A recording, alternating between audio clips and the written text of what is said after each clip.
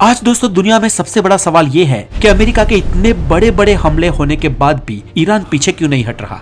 पीछे हटने का तो छोड़ दो, आज ईरान अमेरिका की नाक में दम कर रहा है और अपनी शर्तों पर, अपनी मनमानी पर लड़ाई को खत्म करना चाहता है। आखिर ईरान के पास ऐसी तो क्या ताकत है, ऐसा आखिर क्यों है? चले इस बात को आज आपको समझाता हूँ। देखो, दरअसल ईरान ने इस लड़ाई की तैयारी आज से नहीं लेकिन 25 साल पहले से ही शुरू कर दी थी। पिछले 30-35 सालों से अमेरिका पूरी दुनिया का ख्याल रखता था, लेकिन ईरान को सिर्फ अमेरिका का ही ख्याल रखना था। और साल 2000 के बाद ईरान ने अपनी पूरी रणनीति ही बदल दी। उन्होंने अपने आप को एक ऐसी जंग के लिए तैयार किया जो कभी भी खत्म ना हो। और इस कभी ना खत्म होने वाली शुरुआत में भले हमें लगे कि अमेरिका ने शुरू की, लेकिन ईरानी शर्तों पर लड़ी जाने वाली इस लड़ाई में आखिर अमेरिका ईरान को डिफेक्ट क्यों नहीं कर पा रहा है? एक एक पॉइंट से इसे समझते हैं। So the question is why US cannot attack Iran like Venezuela?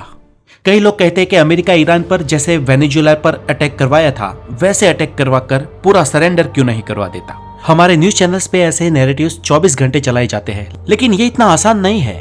देखो, वेनेजुएला में जो मदुरो था ना, वो प्रेसिडेंटल हाउस में आराम से बैठकर अय्याशिया कर रहा था। उसे लग रहा था कि यूएस अटैक नहीं करेगा और वेनेजुएला देश की पूरी कमान उसके हाथ में थी, मतलब वो ही सुप्रीम था। और जब यूएस ने वेनेजुएला पर अटैक किया तो मदुरो को घिर कर उसकी जो छोटी सी लोकल डिफेंस थी उसे नष्ट करके उसे उठा लिया और उसे सरेंडर करने पर मजबूर कर दिया गया।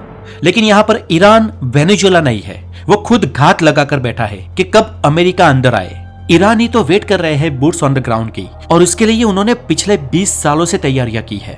अब दोस्तों, ऐसे हालात में ईरान के सुप्रीम लीडर खमेनी को तो यूएस ने मिसाइल अटैक कर मरवा दिया, लेकिन यहाँ पर खमेनी सुप्रीम लीडर होने के बावजूद भी सुप्रीम सत्ता नहीं थे, क्योंकि हमें यह समझना होगा कि ईरान की सत्ता बहुत सारे डिवीजन में बटी हुई है। ईरान की स्ट्रेटेजी ही अलग है। ईरान को पता था कि अगर पावर एक हाथ में रहा तो अमेरिका जैसे देश उस एक जगह को टारगेट करके पूरे देश का पावर हाउस डिस्ट्रॉय कर सकते हैं। और इसे काउंटर करने के लिए ईरान ने एक खतरनाक स्ट्रेटेजी बनाई। उन्होंने अपनी पूरी आर्मी को 31 डिवीजन में डिवाइड कर दिया, मतलब उनकी पूरी आर्मी 31 डिवीजन में बटी हुई है। और यहाँ पर इंटरेस्टिंग बात यह है कि इसकी एक डिवीजन का दूसरी डिवीजन से कोई लेना देना नहीं है। सभी डिवीजन्स खुद ही पावर हाउस है, उनके खुद के ही डिसीजन होते हैं, खुद की ही पावर होती है और खुद ही एक एक डिवीजन इंडिपेंडेंटली कहीं पर भी हमला करने के लिए फ्री है। और इन 31 टुकड़ियों के 31 कमांडर है और उन कमांडर्स और एक एक टुकड़ियों के पास अपनी ही मिसाइलें, अपने ही हथियार, अपने ही ड्रोन्स, सब कुछ है। और इसके बाद भी इन कमांडर्स के आगे भी एक एक डिवीजन में मेन कमांडर के अलावा और 3 कमांडर फिक्स किए हुए होते हैं। और इसके लिए उन्हें कोई मीटिंग करने की जरूरत नहीं होती। जैसे ही फर्स्ट कमांडर खत्म होता है वो नीचे वाला अगला कमांडर खुद ही बन जाएगा। मतलब एक के नीचे 3 एक एक टुकड़ी में, ऐसा मतलब हर जगह पर सिस्टम पूरा बिछाया हुआ है। यहाँ पर हर एक पुर्जे को अपना अपना काम पता है और ये लोग बहुत ही डीप बंकर्स में बैठे हुए हैं। और छोटे मोटे बंकर्स में नहीं, पहाड़ों के बीच डीप में अंडरग्राउंड पूरे के पूरे बंकर के अंदर शहर बना लिए है, जहां पर उनके हथियार है और जहां पर अमेरिका कभी भी नहीं पहुंच सकता। यूएस का सबसे खतरनाक जो बंकर फोड़ने वाला बॉम्ब है उसे कहते हैं GBU-57, जिसकी मारक क्षमता भी 200 से 225 फीट भीतर ही है, जबकि ये लोग 500 फीट से भी डीप नीचे बंकरों में बैठे हुए हैं और जहां तक पहुंचने का आज तक दुनिया में कोई हथियार नहीं बना है। अब दोस्तों, यहाँ पर जैसे ही अली खमेनी की मृत्यु हुई तो ऑटोमेटिकली ही ईरान की सत्ता अब इस 31 कमांडर्स के पास ट्रांसफर हो गई। अभी उन्हें ऊपर से किसी आदेश की जरूरत नहीं है, वो अपने ऑपरेशंस अपने आप कर सकते हैं, अपनी प्रॉक्सीज भी चलाएंगे और मरते दम तक, खत्म होने तक अमेरिका के साथ वॉर लड़ेंगे। तो यहाँ पर सिस्टम साफ है। अगर ऊपर वाला जो सत्ताधीश है जो उन्हें इंस्ट्रक्शन देता था वो भी अगर ना रहे तो भी ये 31 डिवीजन अपना काम करते रहेंगे। और अगर ये 31 के 31 डिवीजन के कमांडर्स भी ना रहे तो भी एक के बाद एक कमांडर बनते रहेंगे। और ये सब लोग अलग अलग जगह पर होते हैं, उन्हें काम बता दिया गया है और जैसे ही जरूरत होती है ऑटोमेटिकली एक के बाद एक अपनी सत्ता संभाल लेते हैं। ऐसे हालात में अब अमेरिका वेनेजुएला जैसी घटना ईरान पर कर ही कैसे सकता है, ये समझाइए दोस्तों। तो दोस्तों, अब सवाल है, क्या यूनाइटेड स्टेट्स आर्मी ऑपरेशन करवा सकता है? तो दोस्तों, बूट्स ऑन द ग्राउंड, इसकी चर्चा हर बार और बार बार हो रही है, लेकिन अमेरिका ऐसा कर नहीं सकता। और अगर करने भी गया तो जैसे उसने अफगानिस्तान में, जैसे उसने वियतनाम में मुंह की खाई, उससे भी बदतर हालत यहाँ पर होगी। क्योंकि ईरान में इन डिविजन्स के, उनकी आर्मी के कोई हेडक्वार्टर्स नहीं है, पूरे के पूरे बंकर है, पूरे के पूरे शहर है। जिसमें मिसाइल है, ड्रोन है, बॉम्ब्स है। अब कैसा होगा अगर यूएस ने नेवी सील का ऑपरेशन करवा दिया या आर्मी अंदर घुस रही है? जो अमेरिका के जवान जो ईरान की धरती पर नए हैं, भले ही उनके पास थियोरेटिकल पूरा डिटेल नॉलेज है, लेकिन प्रैक्टिकली वो पहली बार वहां पर घुस रहे हैं और उनको खुद को ही पता नहीं चलेगा कहां से मिसाइल्स आ रहे हैं, कहां से ड्रोन आ रहे हैं, क्योंकि ईरानियंस अपनी धरती को बखूबी जानते हैं। कहां बंकर कैसे बनाए हैं उनको पता है। और मान लो कि यूएस की मिलिट्री इतनी स्ट्रांग हुई कि वो बंकरों में भी घुस जाती है, तो वहां पर उनको कैसे कम्युनिकेशन मिलेगी, कैसे वो टास्क को सक्सेस करने के लिए एक दूसरे से इंटरेक्ट कर पाएंगे। और इस हालत में तो दोस्तों बंकरों में घुसते ही उनकी कब्रें खुद जाएगी। इसलिए ईरान पर boots on the ground America के लिए पॉसिबल ही नहीं है। अभी दोस्तों कुछ लोग ये कहते हैं कि ऊपर से ही बाहर से ही ईरान को ऐसा कैद कर दिया जाए कि इन बंकरों में बैठे लोगों का खाना पानी बंद कर दिया जाए, वहां पर उनको कोई भी सहायता ना पहुंचे और वो कुछ दिनों बाद भूखे ही मर जाए। तो दोस्तों ऐसे हालात में उन सभी बंकरों में पूरे ईरान में इन लोगों के पास कहा जाता है कि डेड स्विच है। अब ये डेड स्विच क्या है ये किसी को नहीं मालूम, पता नहीं इसका क्या ही असर होगा, इसलिए ये भी यूनाइटेड स्टेट्स नहीं कर सकता है। तो अभी क्या वो रेजिम चेंज करवा सकते हैं? तो दोस्तों वेस्ट यही बोलता आया है कि हम रेजिम चेंज करवाना चाहते हैं और इसके लिए ही उन्होंने अथाक प्रयत्न किए भी। और यही सोचकर अमेरिका ने खमेनी को मारा। उनको लगा कि खमेनी के बाद वहां के लोग आंदोलन कर देंगे और रेजिम चेंज हो जाएगी, लेकिन दोस्तों ऐसा कुछ हुआ नहीं। जब तक ईरान के लोग नहीं चाहते कुछ भी नहीं हो सकता। और सामने कोई ऐसी रेजिम भी होनी चाहिए ना जो इस सिस्टम को उलट करके उनके सामने पड़े। और इसीलिए अमेरिका का ये भी दाव फेल हो गया और रेजिम चेंज भी नहीं हुई, ऊपर से युद्ध शुरू हो गया। ईरान की अभेद वॉर स्ट्रेटेजी। अब ईरान ने ये स्ट्रेटेजी बहुत ही सोच समझकर और लंबे रिसर्च के बाद बनाई है।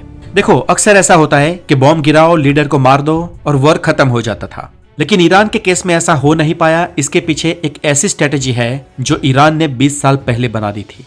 देखिए 2001 में अमेरिका ने अफगानिस्तान पर अटैक किया था और साल 2003 में अमेरिका ने इराक पर अटैक किया। अब दोनों ही कंट्री में एक ही चीज हुआ, जैसे ही कैपिटल सिटी गिरी और जैसे ही वहां का लीडर मारा गया, पूरा सिस्टम कोलैप्स हो गया। अब ये सब ईरान का एक जनरल देख रहा था जो था मोहम्मद जाफरी, जो IRCC का कमांडर भी था। उसने एक सवाल सबके सामने रखा कि अगर कल अमेरिका हम पे अटैक करता है और हमारे लीडर ही मार दिए जाए तो क्या ईरान भी इराक की तरह 3 दिन में खत्म हो जाएगा? और इसी चीज की प्लानिंग की गई और शुरू हुआ मोज़ेक डिफेंस डॉक्ट्रिन। अब इस डॉक्ट्रिन में ईरान ने अपनी IRCC को 31 अलग अलग डिवीजन में तोड़ दिया है, जहां पर 1 यूनिट तेहरान के लिए है और 30 यूनिट ईरान के अलग अलग प्रोविंस के लिए है। और हर यूनिट के पास अपने हथियार, अपनी इंटेलिजेंस, अपने कमांड्स और अपने ही डिसीजंस है। और अगर ईरान की कैपिटल सिटी तेहरान से कम्युनिकेशन कट भी हो जाता है तो भी यहाँ पर जंग रुकती नहीं है, क्योंकि यहाँ पर 31 की 31 हर एक डिवीजन खुद ही डिसीजन ले सकती है। वो ऊपर से किसी आदेश आने का वेट नहीं करते, वो खुद ही अपनी स्ट्रेटेजी बनाकर अपना नया युद्ध लड़ सकते हैं। और इसलिए अमेरिका ने सोचा कि खमेनी को मारने से वॉर खत्म हो जाएगा, लेकिन ऐसा हुआ नहीं, क्योंकि अली खमेनी के मरते ही इन 31 टुकड़ियों ने अपने हिसाब से ही अटैक शुरू कर दिए। कोई ऑर्डर नहीं आया, कोई परमिशन नहीं ली गई। और इसलिए ईरान के फॉरेन मिनिस्टर ने कहा है कि bombing in Tehran have no impact on Iran's ability to wage war, क्योंकि यहाँ पर वॉर एंड कैसे होगी इसका डिसीजन 31 के 31 डिवीजन के कमांडर और उनकी सेना लेगी। अब यहाँ पर ईरान की ज्योग्राफी समझते हैं। जैग्रोस और मोर्बोस के माउंटेन्स है वहां पर, और बीच में जो बहुत सारा डेजर्ट एरिया है वो प्रोटेक्टेड है और सब अंदर बंकर बनाकर बैठे हैं। मिसाइल रेत अंडरग्राउंड से निकल रही है और अमेरिकन ट्रैक ही नहीं कर पा रहे हैं। ईरान का भूगोल भी ऐसा है जो ईरान के ही फेवर में आता है। अब दोस्तों चलिए बात कर लेते हैं टेक्नोलॉजी की। और नो डाउट कि अमेरिका के पास दुनिया के सबसे आधुनिक हथियार है, लेकिन दोस्तों कई बार ये हाईटेक हथियार डराने, धमकाने और पैसे बनाने के लिए होते हैं। असली वॉर सिर्फ टेक्नोलॉजी से नहीं जीती जाती। तो बात यह है कि 19 मार्च को 12 बजे ट्रंप ने यह बोल दिया कि हम जहां चाहे उड़ सकते हैं, ईरान की एयर स्पेस पे हमारा कब्जा है, हमें कोई नहीं रोक सकता। और उसी दिन 19 मार्च को 4 बजे ईरान ने अमेरिका का और दुनिया का सबसे एडवांस फाइटर जेट F-35 को हिट कर दिया, जिसे आज तक कोई टच भी नहीं कर पाया, उसे उन्होंने हिट कर दिया। और दोस्तों यूएस का लाइफ टाइम $2 ट्रिलियन का जो F-35 का बिजनेस था उसे ईरान ने चौपट कर दिया। अब दोस्तों ऐसा ईरान ने किया कैसे? तो दोस्तों F-35 ट्रस्ट मी एक घोस्ट विमान है, पता भी ना चले कि वो कहां से आया, कहां पर चला गया। सेकंड्स में बहुत बड़ा डिस्टेंस नाप लेता है वो। और इतना फास्ट होने के कारण वो किसी भी रडार से पकड़ा ही नहीं जाता। दुनिया की कोई भी रडार नहीं जो यूएस के F-35 को पकड़ सके। ऊपर से इस F-35 की जो सरफेस है ना, जो उसे बनाने का मटेरियल, वो रडार के सिग्नल्स को ही एब्जॉर्ब कर लेता है। अब ऐसे में उसे लोकेट कैसे कर पाएंगे? फिर भी ईरान ने इसे हिट कर दिया, और ईरान ऐसा इसलिए कर पाया क्योंकि दरअसल पिछले 30-40 साल से यूएस पूरी दुनिया का ख्याल रख रहा था, पूरी दुनिया पर नजर रख रहा था, कई सारी जगह पर युद्ध लड़ रहा था और बहुत सारी चीजों में बिजी था।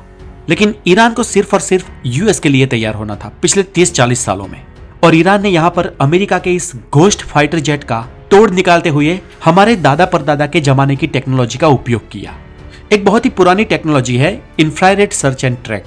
ये इतना पुराना सिस्टम है कि जिसे आजकल खास कोई इस्तेमाल भी नहीं करता।